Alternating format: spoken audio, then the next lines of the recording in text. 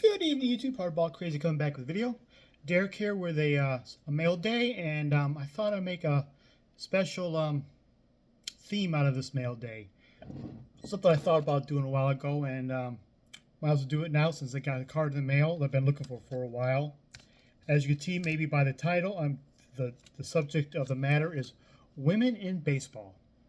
I have 5 cards in my collection of women and of course, in baseball. And I'm going to talk about them and sort of their historical significance. I'm going to talk about these 5 only, plus 2 others I would include. Um, if they had cards, I would definitely add them to my collection. I'll talk about those 2 first. So they don't have cards. I don't think they even have one's not even a baseball associated, but it's associated but not associated. And I don't think the other one even has a card, even posthumously has a card. First one is, if they had a card, I'm going to add a little rant at the end of it, is Judge Sonia Sotomayor. Who is she? She was a judge. Now she's a Supreme Court, I believe. And at the time, she was the one that resided over the hearings in the of 94, 95 strikes between the player union and the ownership, and she ruled after the hearings that in favor of the players, and thus she told make baseball to go back to rules that was going on before the strike, and while you negotiate a newer CBA, collective bargaining agreement, and thus ending the 94-95 strike. And many people think she saved baseball. So Judge Sotomayor is she is pretty much still, I was considered a historical figure in the game of baseball, even though she's never been a part of the game, other than being a fan. She's grew up in Bronx, so she was a Yankees fan, and residing over the ending the strike in 94-95. My little rant is that Topps Allen Ginter. It's a cool set. I like it and everything. It's got all these oddball size sets, and within the sets, these non-baseball, people in there, whatever. These guys who has 15 minutes of fame, and these, um, other sports. They have, entertainers and such. I always thought, they should add a few non-baseball but baseball-related significant. She should add Judge Sotomayor in one of those sets. Wouldn't she be cool collectible? You make something like that. And what befuddles me, I think Topps has totally dropped the ball. When the movie 42 came out with Chadwick Boseman as Jackie Robinson, I think they definitely should add a Chadwick Boseman card in that set with the year that 42 was released. And imagine if there was an autograph chase card from that set, how hugely popular that card would be right now since his passing. Topps dropped the ball in, I believe. Anyways, back onto the video. And the second woman I would have a card of, but does not have a card, but needs to be mentioning, her name is Joan Payson. You know who she is? She was one of the original owners of the New York Mets, founded in 1962, of course, and she was part of ownership till like the mid 70s, I think. And what's significant about her, she is the first majority owner of one of those pro franchises in the U.S. women owner without the avenue of inheritance. She never, other owners was part of it from inheritance. She never inherited it. She was the first one to own a team without an inheritance. So I think she's pretty significant in baseball history and U.S. sports history. And she has been posthumously inducted to the New York Mets Hall of Fame. And I believe I read that why Willie Mays' number 24 was retired by the Mets a few years ago was part of a verbal agreement with Willie Mays. You signed with the Mets.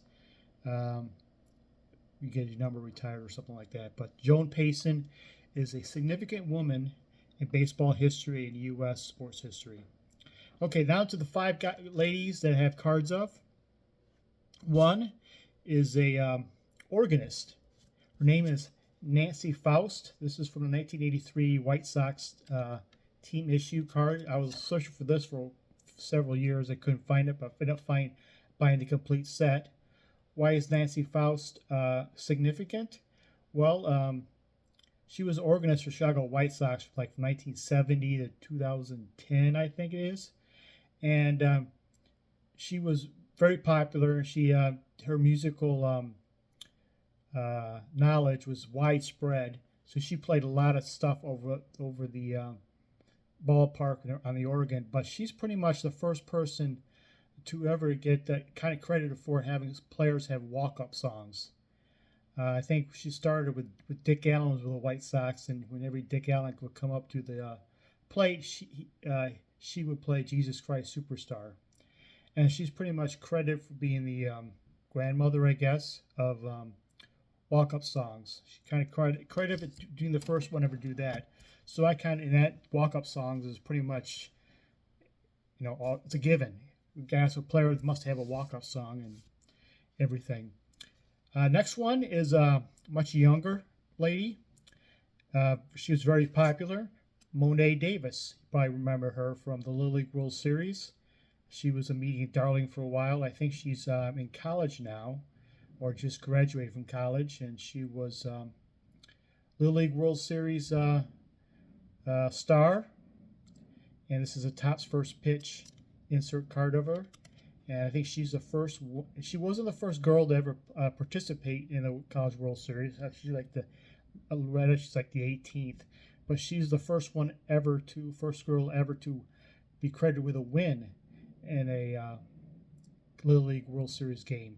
Of course, it's not uncommon to see little girls play in the Little League World Series anymore, and Mo'ne Davis probably is the most popular one ever, although she's not the first. And but I thought I added a card of Mo'ne Davis in there because she was a baseball star for a while, and she has an impact to the game, and my card represents the Little League World Series in my collection. Next up, speaking of Allen Ginter, is the first woman to be a general manager in baseball history. Kim Ng. She was for a little bit for the Marlins when Derek Jeter hired her. She stepped away from the Marlins after a few years out of difference in philosophies with the ownership, and she parted ways. Kim Ng, not only the first owner and general manager in baseball history, she's the first general manager in the major four sport leagues in history, female general manager. Kim Ng. Allen Ginter card. When she got this card, I said I have to have it to my collection. And another Allen Ginter card. Her name is Alyssa Nakken. Nakken. And she is the first woman coach ever in MLB history. She first one full-time coach. She was hired by the San Francisco Giants, and during a spring training game, she was the first one to ever female coach to be on field during a Major League Baseball game. I think that jerseys and memorabilia is in the Hall of Fame. And the following year, the Giants' first base coach got ejected, and Nakken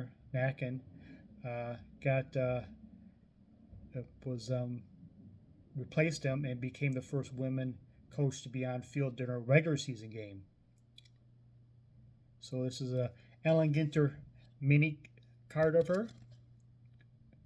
First woman coach in LBB history. And to today's Mail Day is the only woman in the National Baseball Hall of Fame. And obviously, she does not, part of my main PCs is collecting playing days cards, active days cards of Hall of Famers. And obviously, being a part of the Negro Leagues and such, she has no cards from the day.